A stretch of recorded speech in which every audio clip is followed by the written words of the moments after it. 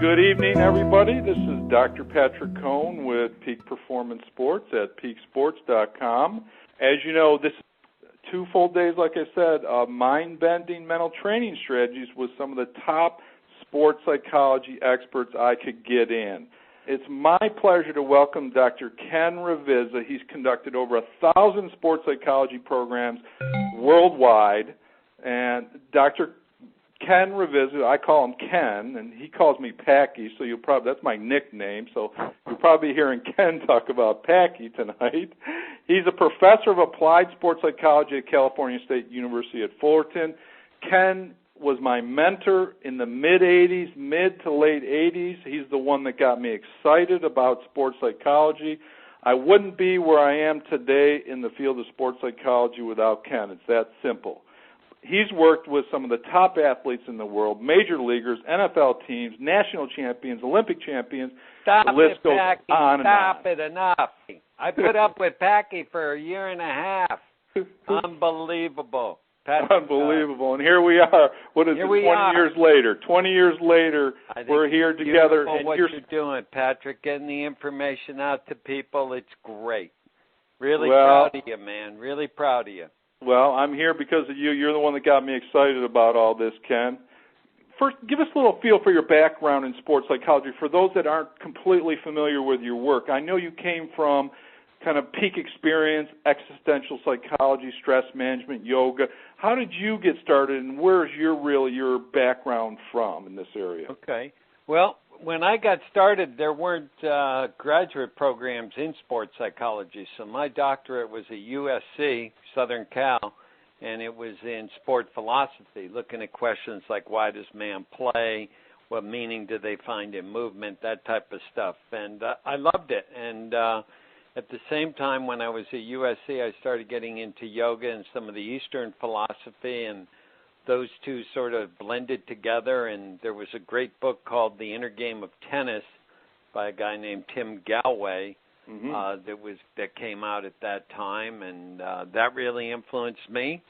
And then next thing, I'm at Cal State Fullerton, and I'm teaching classes in stress management, like you said, sport philosophy, and I was teaching some hatha yoga classes, and the students were saying, hey, I'm using this stuff in performance with my athletics, and that just got me going. And from there, one thing led to another. Started working with our gymnastics teams, and that led to baseball. In '84, the baseball team wins the national championship. Some of the pitchers say, hey, the stuff we did with Ken was helpful, and next thing I know, I go to the Angels, and I was with them for 16 years, working with their major league club, their minor leagues, and over that 16-year period of time, I experienced being sent to the minors, released, rehired, went through that whole emotional roller coaster.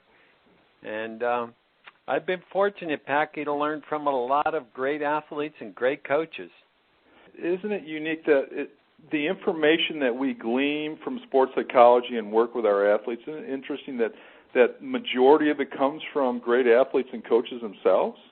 Yeah. I mean, I think the research background, having the research information, some of that is very good, but also you got to get in the trenches and you got to ask questions and talk with the athletes and talk with the coaches to find out the specifics of how do you put that theory into application, Because I think part of what we do is we translate in sports psychology, we translate information, but we have to put it into a language that the athlete and coaches can latch onto, and make it meaningful for them. We hear so much today about things like the flow. Dr. Csikszentmihalyi, who studied Great flow. Pronunciation. Yes, Dr. I've read enough of his stuff now, Ken. Yeah. But he's influenced us as well, coming from, a performer's perspective. Right. And you hear a lot about the zone. What is your perspective about all these concepts that are thrown around the flow, getting into the flow, the zone? Do you differentiate those? Are those the same type of concepts? Well, it's interesting, Packy, when you were studying with me, my initial research when I was in graduate school was the study on the peak experience in sport, and at that time there was no other literature on it, so it was great in terms of a doctoral dissertation. Didn't have a lot of literature to review. I just read the work of Abraham Maslow and took it and related it to sport and found that athletes have these incredible experiences when they're performing at these high levels. And from that point, I really spent a lot of time early in my work in applied sports psych trying to get athletes into the zone, into the, those feelings of total focus, presentness, relaxed concentration, the controlled intensity, the crystal clear thinking. And, man, I spent 10 years trying to do that, Packy. And then the stuff on flow came up from Dr. C and the zone. Well, where I'm at now, Packy, and I know we've talked about this a little bit, but I personally think the zone is overrated. I think we would get too consumed with trying to get people peaking. And I really have come to a point in my work where peak performance is not about being in the zone. It's about learning to compensate and adjust. It's about having a good, crappy day. It's about, if you have 60%, use 100% of that 60 and stop worrying about being comfortable with what's going on. And I know this is hard for young people today because it's all about you got to be comfortable. And I'm really finding what peak performance in the zone is really about is it's about learning to be comfortable being uncomfortable. Interesting, and I think I talk about the same thing, Ken, with some of the golfers that I work with, for example. When they're not having a good day, when they're off with their ball striking and they're struggling a little bit, rather than get all wrapped up and upset about, oh, this is awful, I'm not hitting the ball well, I talk about, let's keep it together and let's just focus on scoring, getting the ball in the hole. Let's play functionally. Even though you're uncomfortable, as you say, let's just get the job done. Let's get through it today and win ugly. Is that right. kind of what you're talking about? Yeah, and I think it's stop dwelling on what you don't have and focus on what you do have and get it done with what you do have. That's the beautiful thing about Tiger. Whenever he talks about his game, first thing he talks about is whether he had his A, B, C, or D game. And then he bases his play off the game he had. And I think we need to do that because athletes, I've been around baseball, man, they're down the batting cages looking for their swing. It's like Peter Pan looking for his shadow, man. They're frantic. Where's my swing? And something I challenge them with is I go, are you that crappy that you got to have your ace swing to get it done? And really question them on that because I think it's really that phrase, and I got it from Lou Piniella, the manager with the Cubs, and that is you got to be comfortable being uncomfortable. Embrace the adversity. I think so many athletes, they want everything to go well. And why do you think it's going to go well? If you want it to go well, play someone half your age. If you're 16, play someone 8 years old, and you can dominate. You can be in the zone. Great. But hey, if you're going to play tough competition, man, you're going to take blows. You got to absorb them, and you got to learn to bounce back and be resilient. That's where I'm coming from with it. Is it the perfectionist, the athlete that just wants everything to go a certain way, are the ones that have the most trouble with that concept?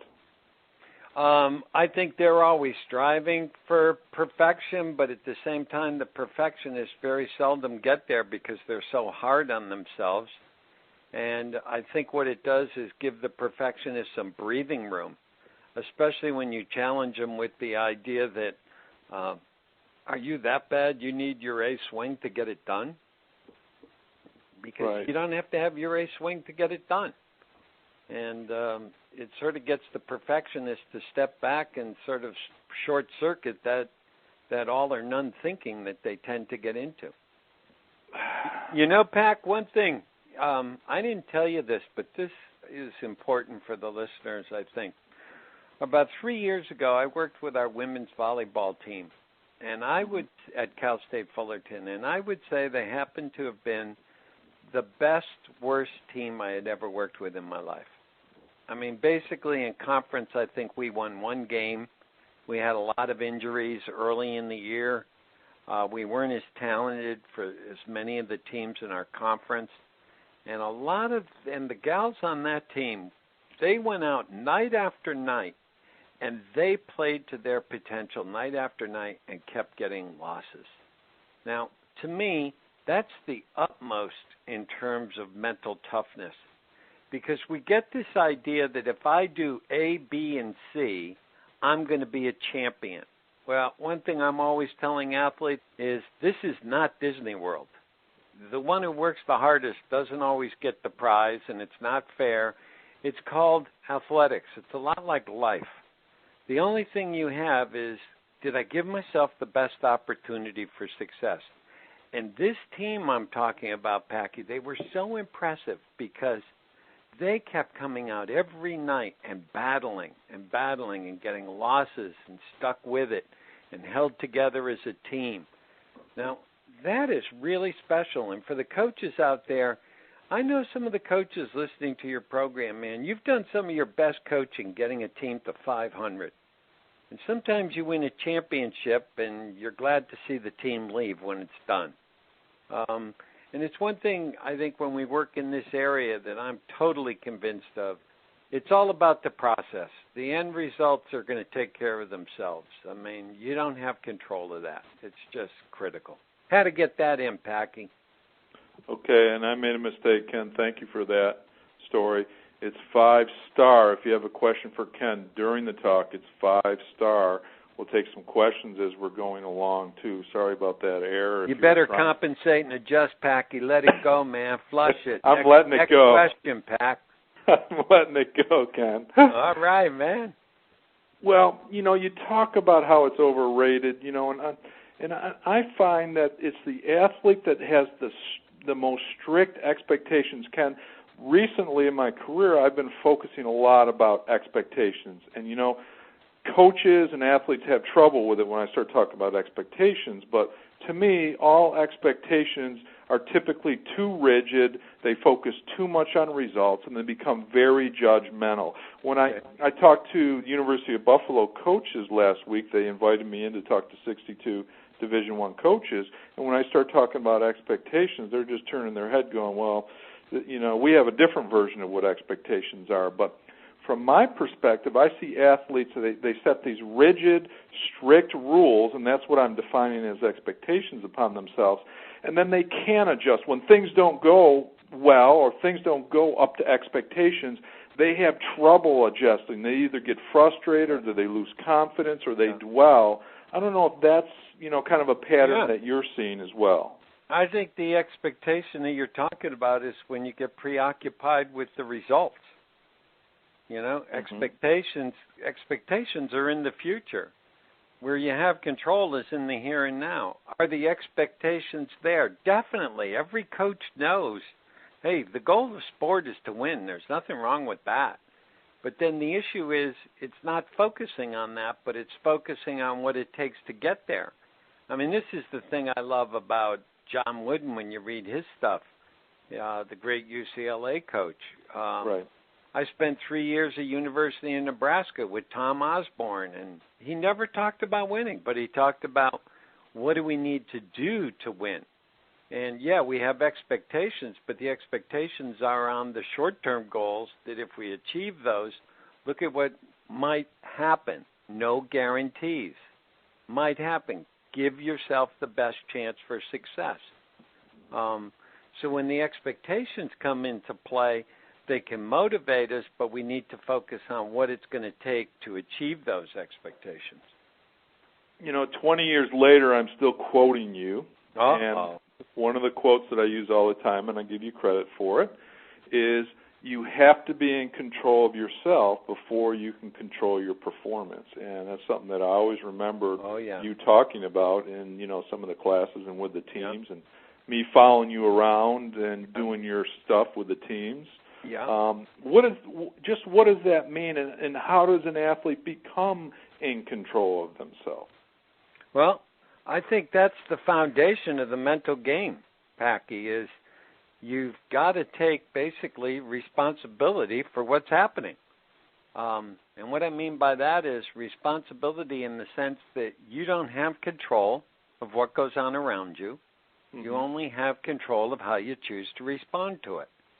And that's the basic foundation for me where I start from, because there's so much that an athlete doesn't have control of. They don't have control of the coaches, don't have control of playing time, don't have control of weather, don't have control of opponent, don't have control of teammates. I mean, there isn't much you got control of. All you got control of is yourself. You got control of your attitude, and you got control of your effort. Okay, I'm at Cal State Fullerton with our baseball and softball teams, strong programs. There are athletes that come in there, and for the first time in their life, they're riding the bench. They've never been on the bench. Hey, they got to deal with it. It's their attitude in dealing with that position that they're now in, that role, in being, as I tell them, hey, you got to become one of the best bench players that's ever played at Cal State Fullerton, and embrace the role. Are you happy with it? No. But that's the idea, that how you deal with it, your attitude, that's your decision. Now, when I can take responsibility and focus on the things I got control of, then the next thing that follows is I've got to be in control of myself before I control my performance, because self-control leads to body control, which leads to skill control. And very often what we're doing is we're breaking down the mechanics of the thing. And sometimes it's not mechanics. Sometimes what it is it's the tight buttocks. I was introduced at the Atlanta Olympics to a tendon in the human body. We call it the sphincter cranial tendon.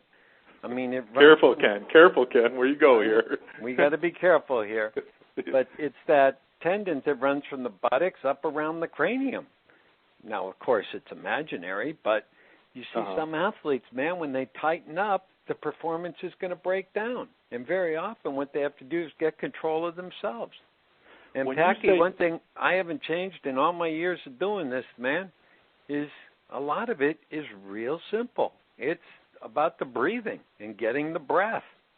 But that sounds so simple, and how could it be so simple? Well, it's very simple, but it's very complex and very difficult to do when the garbage is hitting the fan.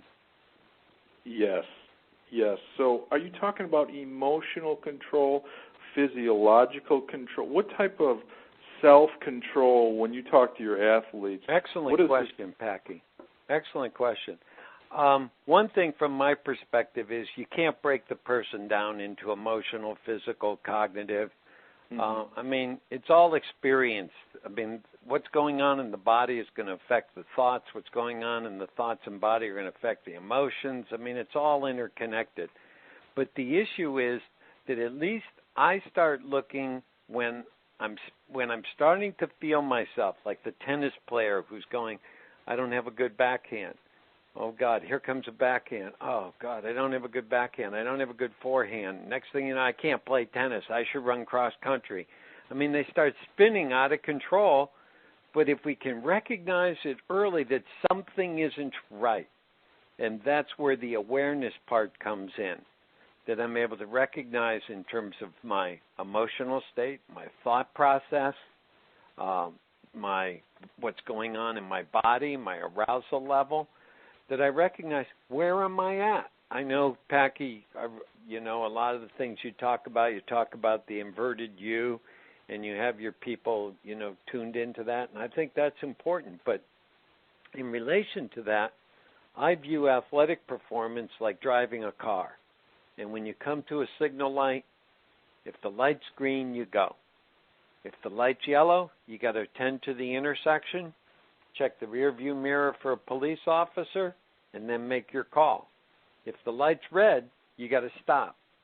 And this whole idea of self-control is recognizing your signal lights and where you're at in relation to your performance. For a young athlete, sometimes it takes the coach's expertise to help him or her understand their signal lights and get more of a feel for, if I keep doing that, this is going to happen, so that they can nip it in the bud before it gets out of control.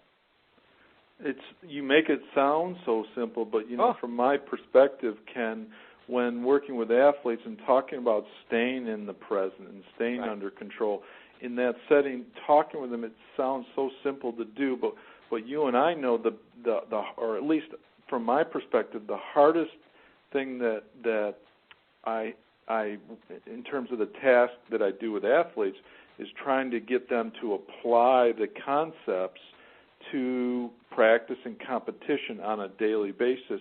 How do you bridge the gap between the conceptual ideas that you're talking about now and then actually helping the athletes do it while they're spinning out of control? Well, I think what you've talked about, and Packy, as I'm talking, I hope I'm not blabbing too much here. No. I'm talking, I'm going, wow, maybe I'm talking too much. Hold it, I lost the thought, Packy. Refresh me. Hit me again with it. It's the application that's so difficult from my perspective. Okay, so the application, how do you do it? Well, the thing I believe in strongly, Packy, is it's got to be practice. Like if I'm talking to a group of athletes, let's say we're meeting in a classroom and I have 40 athletes sitting in the room. And as I'm talking, let's say someone comes in the room late to the meeting, walks up front and sits down. If everyone turns and looks at that person coming in, I just say, hey, stop. Ask the person who came in late to step outside, count to about 30, and then walk back in.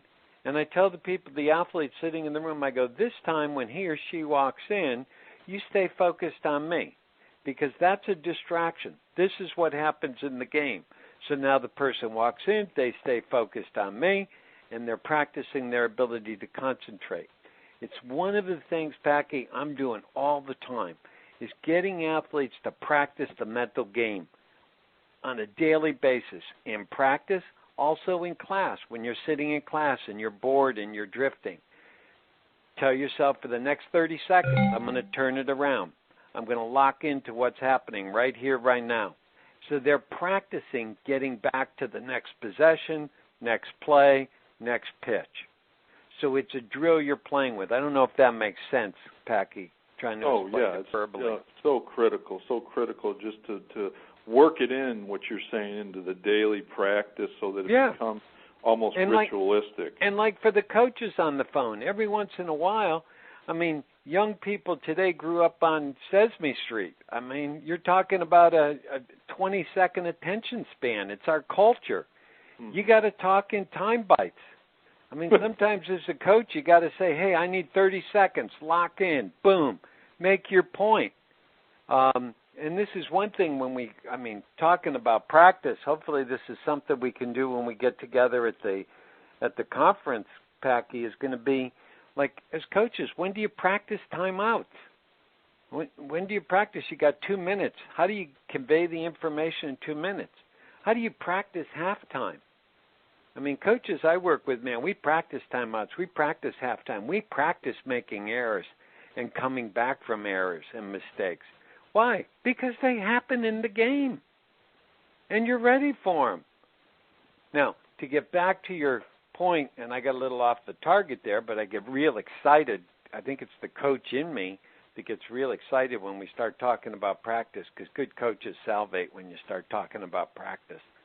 And it's this idea of being present. It's what I said earlier, Packy. The breath sounds so, the breath, that's easy.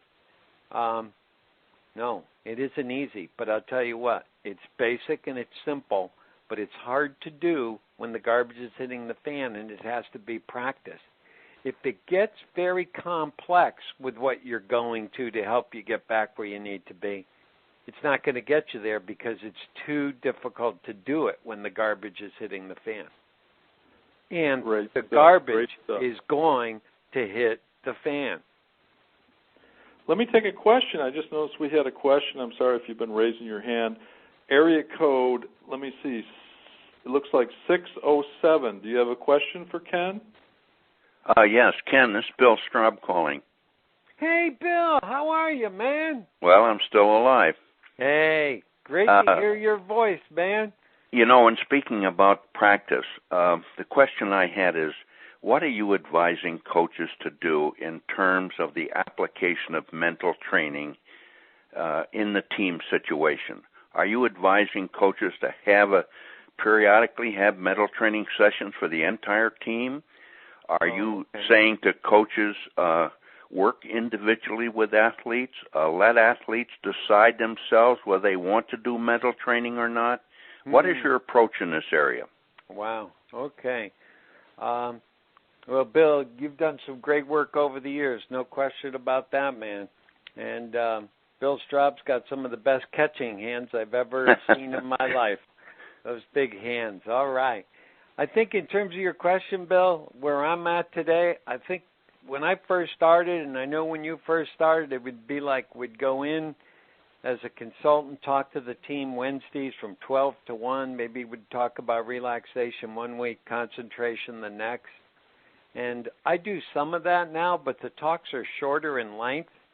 And where I really want to get the information across is I want to coach the coaches so that they can take the mental skills and incorporate them into task-relevant performance cues. So that I remember at Cal State Fullerton, Judy Garman, our softball coach, I'd be in the wrestling room taking the gals through relaxation imagery, and she came up to me one day and she said, you know, Ken, I'm tired of the girls in the wrestling room. I'm concerned 3-2 bases loaded. Can they be relaxed? And that really motivated me to start taking the stuff and putting it into application on the practice field. And that's where the coaches have to be reinforcing and supporting it. And it's also where, as a consultant like myself, I have to speak that coach's language that Packy's talking about, and I know your work, Bill. We're talking about an educationally based program where we provide information, give the athlete skills to use that information, and then support them in refining and developing those skills. So hopefully that helps out, Bill. Because all right, thank you very much, Ken. Thanks for the question, Bill. Great hearing from you, Bill. Yeah, nice talking to you. Well, the other question that he brings up, Ken, is, I think, really critical about if you're a coach, do you force it on all of the athletes, or do you just work with the athletes? I remember you saying a long time ago when I studied under you, half the athletes are going to be excited about it, a quarter of them are going to be sitting on the fence, and then there's going to be a quarter of the athletes in the room that just don't care or feel like they already have it. Right. And so do you force it, as a coach, do you force it on those athletes and make them join in, or do you only engage the athletes that really want it? I think it's part of what you're doing. How can you keep it out? It's part of your coaching approach. I think good coaching involves the mental game. It's not like, well, now we're going to do mental game. Those of you that are into it can be into it. Those of you aren't that aren't. No, it's part of your coaching. And if you're talking the task-relevant performance keys, like the pressure situations like of the game, taking it one game at a time, taking it one play at a time, taking it one possession at a time, that isn't just mental game. That's performance. Mm-hmm. And that's where I've really now, in terms of like when I said one quarter, half, one quarter, I think that's more with a professional team. When I was talking about that, and I still think it's that way, but the professional team, it's all done individually. You're not working with the team as a whole. With a college or high school team, Packy, I think the kids, because the coaches have so much more influence, if the coach is buying into it and the coach is talking about it, then the players are going to get on board, much more likely. Are there going to be some that are going to be resistant? Yeah. I think what's important for the coaches is to look at it from the perspective of not everyone is into skill execution with the same basic fundamentals, and you have to have individual differences within that. It's the same thing with the mental game. Some are more receptive than others. Some have some resistance. But another thing I've learned over the years, Packy, is man, some of them that are resistant, you don't think they're into it, and then all of a sudden when the pressure situation comes, they have it to go to. So I'm really going to have the coach err on the side of it's part of the training, it's part of what we do, it's part of the program. Yes, hi, my name is Jen Kronberger. How are you? Good. Excellent. I'm up in Pennsylvania. I do camps and clinics for athletes for somebody like me, I've been an athlete all my life. What is the best way to do that? Where do I start? And what's the best way to? Do you have move your forward? master's? I don't know. Do you have your undergraduate degree? Yes. Okay. Then what you do is you contact me at Cal State Fullerton, and you come out and do a master's with me. All right, that sounds good. There you go. Like Packy did way back when. Excellent. Okay. Thank you so much. I appreciate everything you've done, and same thing, Dr. Cohen. Thank you. Thanks All for the right. question, Jen. Geez, Packy, we need more callers like that. That's great. Yes. Your head is swelling there, I can tell. Oh, God. All the way got to the it, beach Packy. right now. It's so big. Here's a question for you, Ken, that I'm really interested in is, many athletes become successful despite having mental training. I mean, when I played high school ball, I was a pretty successful high school athlete. When I played high school ball, I remember going up to the line after the play call and visualizing, going through the play in my head over and over my assignments of exactly what I was going to do. Now, no one taught me that. No one taught me how to visualize or mentally rehearse or think about the play in my head before I did it. That's something that I did all on my own.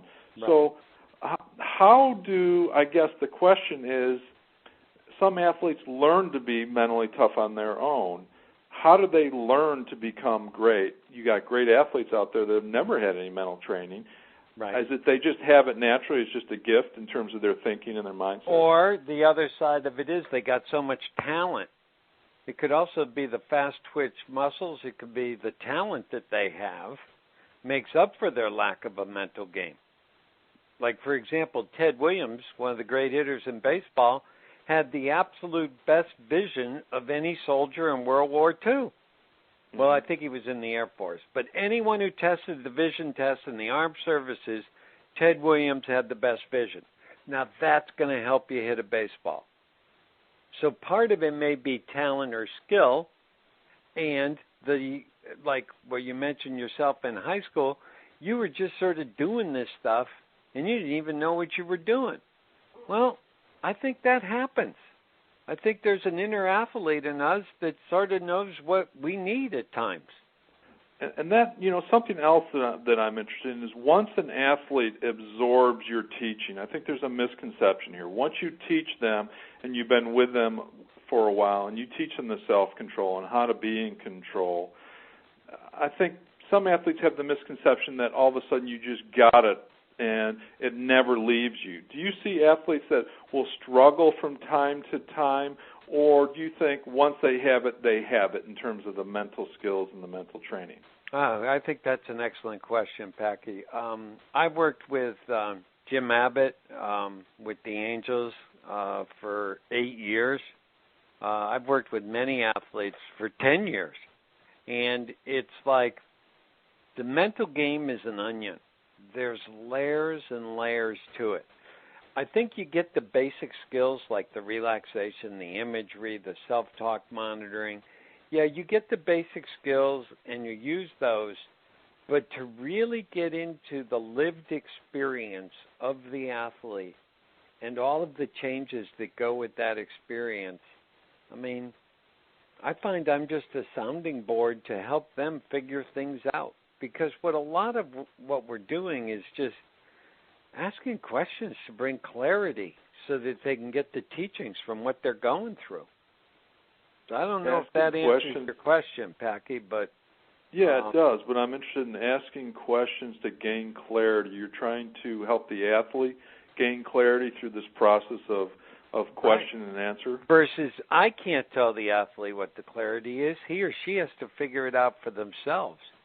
And this is something, Packy, that when I work with athletes, and it comes back to my sport philosophy background, if I were to have an athlete come and work with me individually, one of the first things we're going to talk about is, why do you play? Why do you do this? What's your passion for this? Why? I can't answer that question at all. They've got to answer the question. They've got to reflect. And they've got to look at themselves and start asking why.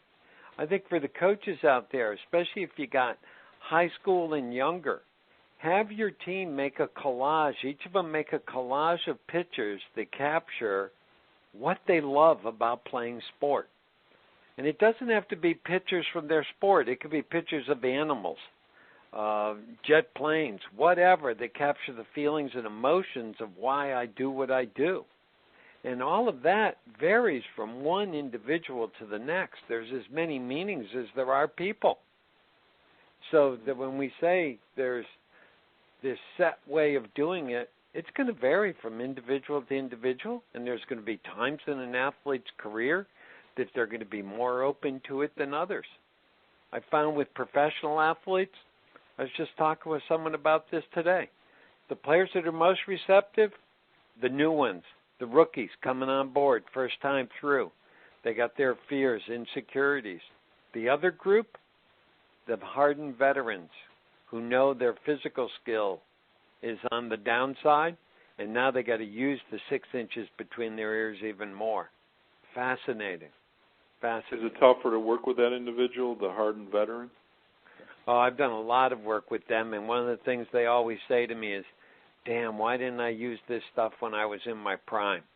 You take someone like Jim Abbott, who pitched in the big leagues for 8 years with one arm. I mean, just how do you do that? Well, he used every skill he could. He had to. I mean, and he embraced adversity because he had to, because it was there.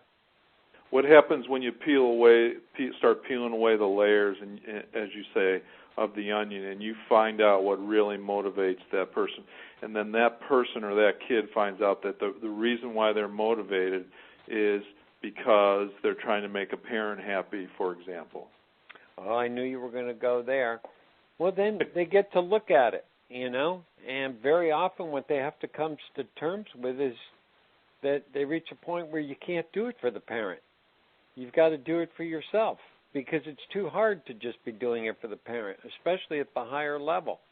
So then you've got to check and see why you're doing it. And if you're not sure why you want to do it, then it may be time to move on. Do something else. Use the energy. One thing I'm real big on, Packy, I try to get athletes to quit.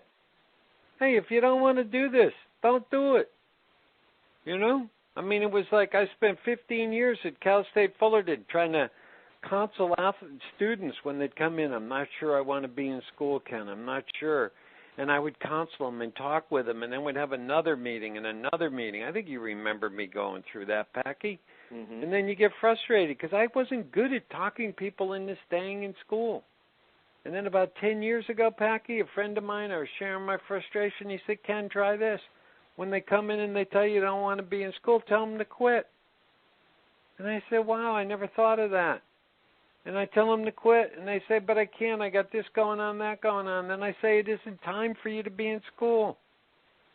And as they get to my door, I tell them the 4 words my friend said. When they're ready to leave, remind them 4 words to help you when you leave school. Do you want fries with that? So they're ready for the workplace. And then after they turn burgers for a while, they want to go to school. And then school changes. Packy, it's made all the difference in the world. Because when someone knows why they're doing it, it's easier to put up with the difficulties that go with it. And are there difficulties? Definitely. It's a lot like life. It's a lot like work. There are things we love about our work. There are things we don't like about our work. But if you can focus on the things you like, it helps you get through the difficult times. One last question, Ken. Who is the most mentally tough athlete that you've worked with over the years, and why? Jim Abbott. It jumps right out at me in terms of what he was able to work through and also keep his feet on the ground in terms of understanding who he was as a person and not getting totally wrapped up in just the athletic side of his being. He would be one that really jumps out at me. One athlete that I'm working with now who's been very interesting to work with, and I'll mention his name because he mentioned to the media that he was working with me, so I'll mention his name, Mark Hendrickson. Mark pitches with the Dodgers, and Mark played 4 years in the NBA, Packy. And not only 4 years in the NBA, he played on 4 different teams, went into training camp when they go into training camp, which I think is late August, and had to make 4 different teams on 4 different occasions. Now, that isn't easy. And then to go from that to pitching in baseball, whew, that's a talented athlete. And also, he never had the golden path where it was just given to him a guaranteed contract. He had to battle his whole time. And the final thing, Packy, where I've seen more mentally tough athletes than anywhere is in the training room, watching athletes come back from surgery, come back from severe injuries, and the way they battle back. And in my early years, I had 2 gymnasts that broke their necks, one on a vault, the other on uneven bars, and come back and do the trick they broke their neck on. That was, I get chills even thinking about it. I mean, that was powerful, what they were able to do. You need to run out and get a copy tonight. Heads Up Baseball, playing the game 1 pitch at a time by Ken and another one of my associates, Dr. Tom Hansen, who will also be at the boot camp. Right. And I do have that website, kenravizza.com, Packy, so we're getting that going. I'm moving into the next century. Hey, it was good talking to people. Hope to see you in Orlando. And, Packy, keep up the good work, man. Okay, thanks for your support, Ken, and we'll see you soon. Okay. Yep, bye now.